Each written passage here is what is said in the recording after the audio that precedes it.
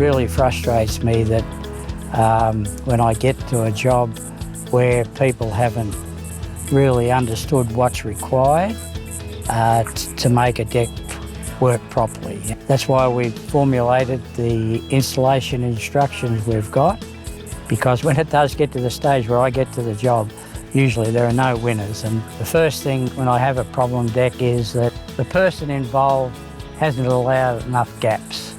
It'll come out the site with a moisture content of say about 11 or 12%.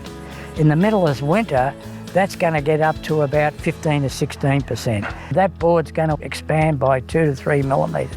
So if you've only got a gap of then 2 or 3 millimetres, they're going to come together. What you've got to try and do is create an environment so that the boards underneath are experiencing air similar to the boards on top. And the gap, that ventilation is not going to work by the air coming down through the gaps. It doesn't work that way.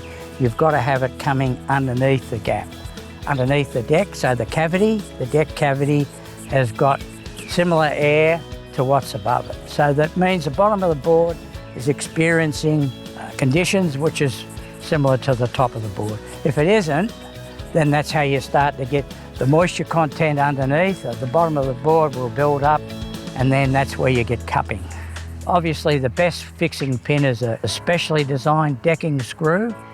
They're designed to be able to take a bit of give so that if the boards want to expand, they'll just be able to move a little bit as the boards expand. I've seen people use the wrong screw and they're too stiff with under the pressure of the board. When it starts to move, I've seen them shear off. Preliminary coat before the boards go down of a substance, oil-based substance I like, one that'll diffuse into the wood. It's not a stain, it's there basically as a sealer.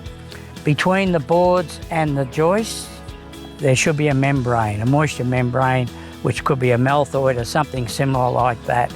The joists themselves are then nice and dry, and it's holding onto the fixing pins a lot better. Knowing what I know, I've got a preference for Merbau because I know the shrinkage rates for Merbau, which are about 1/3 less than the Australian timbers. You've got a happy customer, that means you won't have to come back. And as I say, these problems that I see should have been avoided in the first place.